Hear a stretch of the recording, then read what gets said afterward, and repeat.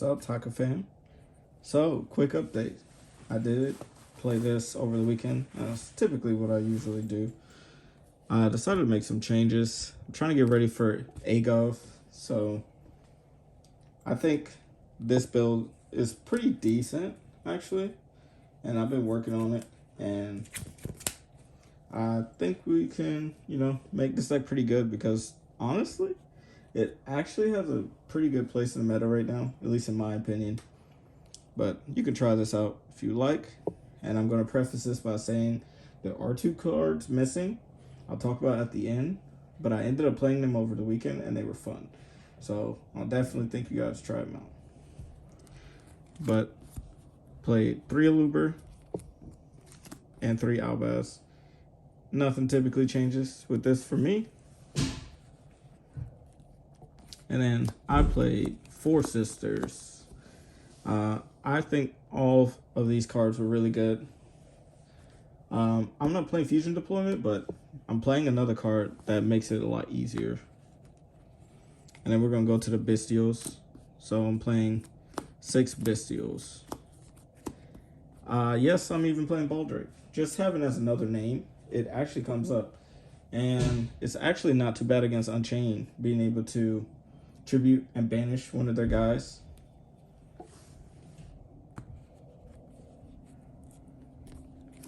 And then the last 3 monsters. So I decided on Shrouded Dragon at 2 because there's been a lot of times where I'll do some combos and I end up sending it to the grave with Quim or Dust Dragon.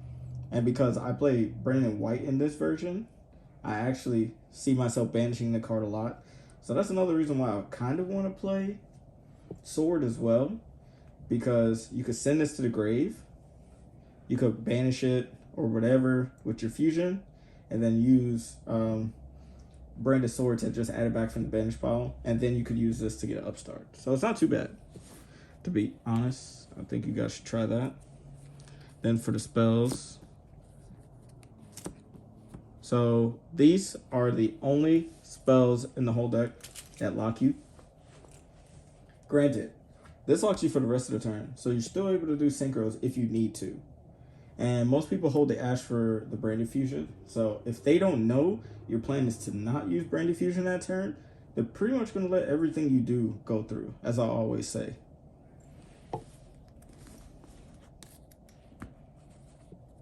And I'm playing 3 Nadir Servant. Like I said, I'm not playing Deployment. I don't feel like it's that necessary, to be honest. It's not too bad going first or second, but I just kind of, right now, I don't really want to play cards that just depend on me being stuck in the fusion summoning. I'm playing 2 red, and I'm playing 2 high spirits. So the high spirits at 2 is the reason why I don't play Deployment, because it basically does the same thing, except it doesn't even lock you. And you get a free dump from your extra deck too.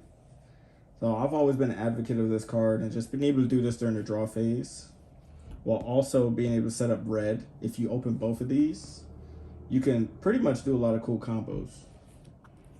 And it can protect you from hand traps. Then the last 1-of spells, White, Lost, and Regain. This card's been insane for me. And I like it because this helps you from, not dying and by some of the Bestials. And getting those draws every turn does help you, especially post side if you do decide to board in like hand traps or something.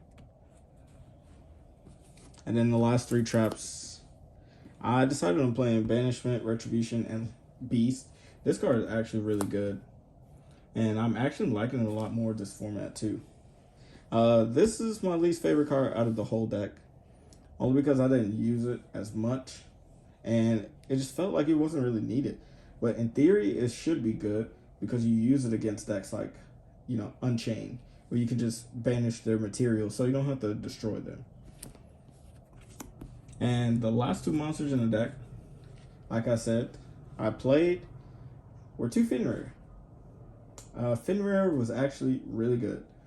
That card has not changed no matter what deck you're playing. The moment a Fenrir hits the board, your opponent has to respect it. They have to respond. Fenrir is one of those cards that makes your opponent flip a card. And that's why we played it. And I'm gonna run through the extra pretty quick though. Sorry for the glare on that. But we got a Sanctifier, Alba, 2 Mirror Jade, doesn't change for me, 2 Albion, and 1 Lubellion. To me, these ratios don't change. I actually like every single last one of them, and I summon every single last one of them. Then for the rest of the Albaz fusions, Rimbrum, Titaniclad, and a Brigand.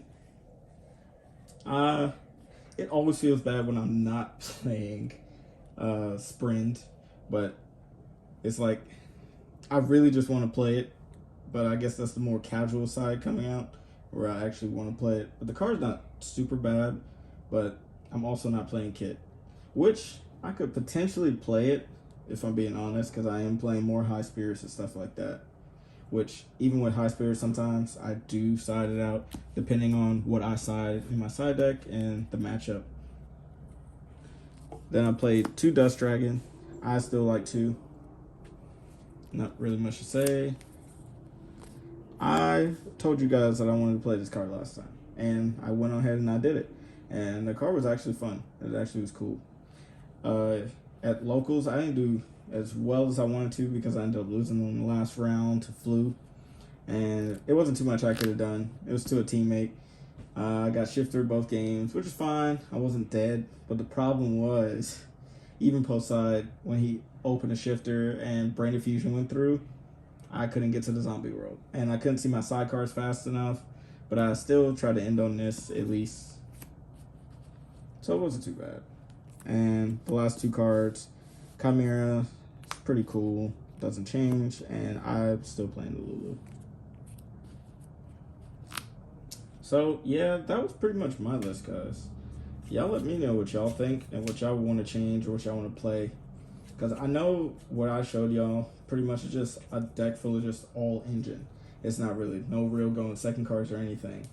But if you think about it, we're kind of transitioning to a period where the book cards aren't super good right now, which is why I think Purely might get a little bit more represented.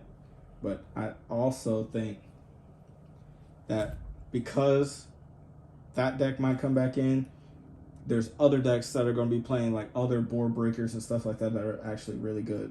Because a lot of people, we still play Herald of the Abyss and stuff like that, especially post-side. And I think this deck's engine is really good. And I'm pretty sure Brandy could still deal with the unaffected Noir. But like I said, if they just sit on it with Delicious under it, then it gets kind of crazy. But other than that, y'all let me know what y'all think. Leave a like, comment, and subscribe. Share for the algorithm. Peace.